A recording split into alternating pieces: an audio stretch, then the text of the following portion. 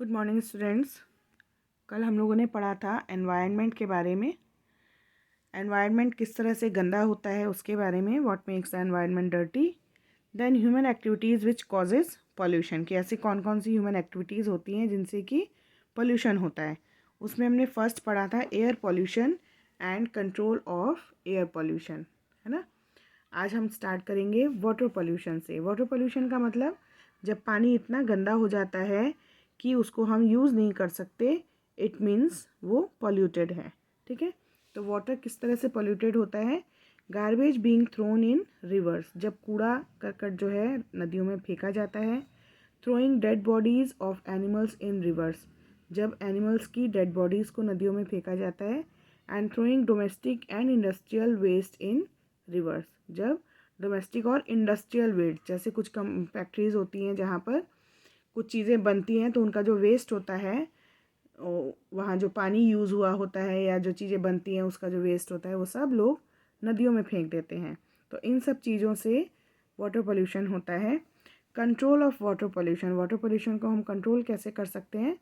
Not throwing waste in rivers, कि नदियों में हम कूड़ा करकट ना फेंकें। Industrial waste should be treated before being discharge in rivers, और जो इंडस्ट्रियल वेस्ट होता है उसको नदियों में छोड़ने से पहले उसको ट्रीट किया जाए, उसमें से जो भी हार्मफुल चीज़ें हैं उनको अलग करा जाए। Then treatment of river water before being supplied to houses, और जब नदियों का पानी घरों में यूज़ करने के लिए सप्लाई किया जाए उससे पहले वाटर को ट्रीट किया जाए, यानी वाटर में से जो भी हार्मफुल वो है उसको हटाकर उसको डिस्टिल किया जाए या प्यूरीफाई किया जाए, जिस भी तरीके से हो सकता है, उसके बाद उसको घरों में यूज़ के लिए सप्लाई करा जाए। Then noise pollution, noise pollution क्या होता है। पिछले चैप्टर में हमने पढ़ा था नॉइज़ क्या होती है। The unpleasant sound is known as noise, की जो भी आवाज़ें हमें अच्छी नहीं लगती हैं उनको नॉइज़ कहते हैं। और जब इस तरह की आवाज़ बहुत ज़्यादा हमारे चारों तरफ होती है तो वो नॉइज़ पोल्यूशन हो जाता है। Too many vehicles on the road, जो रोड के ऊपर बहुत ज़्यादा व्हीकल्स, इसका बहुत बड़ा रीज़न है। Than speaking loudly on mic, mic पर बहुत ज़ोर ज़ोर से जो रैलीज़ होती हैं या भाषण होते हैं उससे भी नॉइज़ पोल्यूशन होता है। Than late night parties, DJ और जागरण, या जो लेट नाइट पार्टीज़ होती हैं, डीजे बजते हैं या जागरण होते हैं, इससे भी नॉइज़ पोल्यूशन होता है। Now control of noise pollution, noise pollution को कंट्रोल हम कैसे कर सकते हैं। Control on the unnecessary usage of horns of vehicles, कि जब लोग गाड़ियों में होते हैं अपनी और बिना यूज़ के ही हॉर्न्स बजाते रहते हैं, उस चीज़ को रोकना चाहिए। Playing music, DJ etcetera at low volume, और जो भी डीजे या म्यूज़िक वगैरह बजाया जाता है उसको धीरे आवाज़ में कम वॉल्यूम पे बजाना चाहिए। Than fixing a time limit for late night parties and jagran, और जो भी लेट नाइट पार्टीज़ होती हैं, जागरण होते हैं, उनको उनके लिए एक टाइम फिक्स होना चाहिए। ठीक। Then next is soil pollution. Soil pollution means जो मिट्टी है जब उसमें बहुत ज़्यादा गंदगी हो जाती है तो वो होता है सॉइल पोल्यूशन। सॉइल पोल्यूशन कैसे होता है। Throwing garbage here and there, जो हमारा घर का कूड़ा होता है उसको जब इधर उधर ज़मीन पर फेंक दिया जाता है तो उससे सॉइल पोल्यूशन होता है। देन यूजिंग पॉली बैग्स, जो प्लास्टिक की बैग्स होते हैं छोटे छोटे जिनमें हम सामान लेके आते हैं या कुछ भी लेकर आते हैं, उनको सामान रखने के बाद ऐसे ही फेंक देते हैं, उससे भी सॉइल पोल्यूशन होता है। Use of fertilisers and pesticides, और जो जो खेत होते हैं, खेतों में जो हम लोग क्रॉप्स उगाते हैं उनको कीड़े मकोड़ों से बचाने के लिए और अच्छी फसल करने के लिए हम उसमें फर्टिलाइज़र्स और पेस्टिसाइड्स का यूज़ करते हैं। पेस्टिसाइड्स मतलब उन फसल में जो कीड़े लगने वाले होते हैं वो कीड़े ना लगें उसके लिए जो केमिकल यूज़ किया जाता है, पेस्टिसाइड्स। एंड फर्टिलाइज़र्स मीन्स फसल को अच्छा करने के लिए, कि जिससे अच्छी पैदावार हो, ये भी केमिकल्स ही होते हैं। इनको जब यूज़ करते हैं तो ये सॉइल में भी जाते हैं जिससे सॉइल पोल्यूटेड होती है। देन सॉइल पोल्यूशन को कंट्रोल हम कैसे कर सकते हैं। डू नॉट लिटर वेस्ट, कि जो इधर उधर हम कूड़ा फेंकते हैं उसको ना फेंकें। Ban on the usages of poly bags, और पॉली बैग्स के ऊपर अगर बैन लगा दिया जाए, मतलब पॉली बैग्स को कहीं पर कोई यूज़ ही ना करे, उसको यूज़ करने के लिए ही कहीं कोई परमिशन ना दी जाए। तो ना पॉली बैग यूज़ होंगे और ना उनको इधर उधर फेंका जाएगा।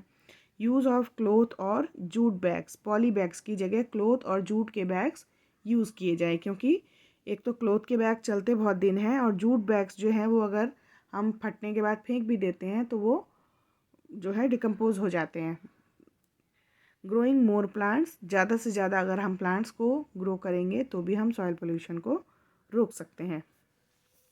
If we will follow the above dos and don'ts carefully, अगर हम ऊपर लिखी डूज़ एंड डोंट्स, माने डूज़ माने जो करना चाहिए एंड डोंट्स माने जो नहीं करना चाहिए। तो अभी तक हमने अलग अलग पोल्यूशंस को कंट्रोल करने के लिए जो भी बातें हमने पढ़ी कि जो हमें करना चाहिए और नहीं करना चाहिए, उनको अगर हम केयरफुली फॉलो करते हैं then we can make our environment neat and clean, तो हम अपने एनवायरनमेंट को नीट एंड क्लीन बना सकते हैं। Children can play a remarkable role in saving our environment, और बच्चे जो हैं इसमें सबसे बड़ा अपना रोल पे कर सकते हैं। We can save our earth by saving our environment, अपने एनवायरनमेंट को सेव करके हम अपने अर्थ को सेव कर सकते हैं। ठीक, तो क्विक स्क्रॉल में देखते हैं हमने क्या क्या पढ़ा। Our surroundings make our environment, कि हमारे चारों तरफ जो भी होता है वो हमारा एनवायरनमेंट बनाते हैं। Everyone likes neat and clean environment, हर किसी को साफ़ सुथरा एनवायरनमेंट अच्छा लगता है। Most of the human activities pollute the environment, जो भी एक्टिविटीज़ ह्यूमन यानी हम लोगों द्वारा, इंसानों द्वारा जो भी एक्टिविटीज़ की जाती हैं वो एनवायरनमेंट को पोल्यूट करती हैं। Polluted environment is not good for our health, और जो पोल्यूटेड एनवायरनमेंट होता है वो हमारी हेल्थ के लिए अच्छा नहीं होता। We must save the environment to save the earth, environment को सेव करने के लिए हमें अपनी अर्थ को सेव करना चाहिए। अपनी अर्थ को सेव करने के लिए हमें अपने एनवायरनमेंट को सेव करना चाहिए। Then keywords, environment, everything that makes our surroundings, environment क्या है, जो भी हमारे चारों तरफ है वो सब मिलके एनवायरनमेंट बनाते हैं।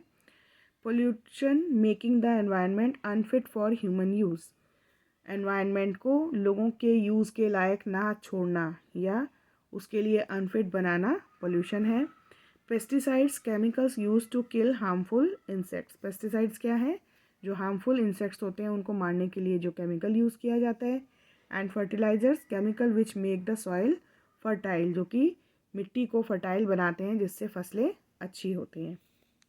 Now tick the correct option. Smoke coming out of factories causes, जो फैक्ट्रीज से धुआं निकलता है, smoke coming out of factories यानी फैक्ट्रीज में से जो धुआं निकलता है वो उसकी वजह से क्या होता है, water pollution, noise pollution, air pollution या सॉइल पोल्यूशन। स्मोक निकलता है तो कहाँ जाता है, एयर में, इसका मतलब वो एयर को पोल्यूटेड करता है और इसलिए air pollution.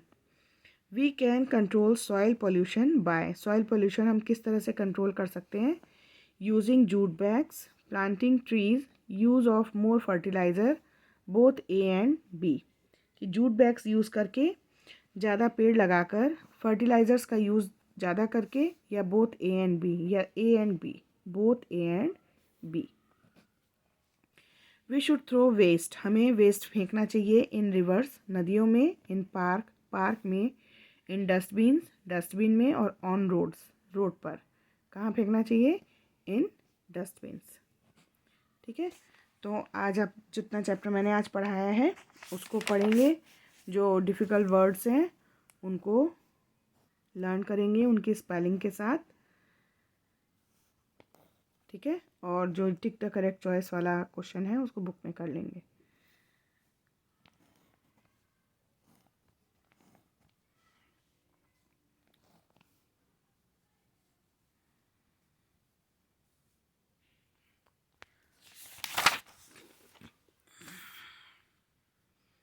Polybag, fertilisers, pesticides, okay, carefully, remarkable, okay, जो अंडरलाइन करवाया है उन स्पेलिंग्स को लर्न करेंगे और ये क्वेश्चन बुक में कर लेंगे। इसके आगे कॉपी का काम कल करेंगे।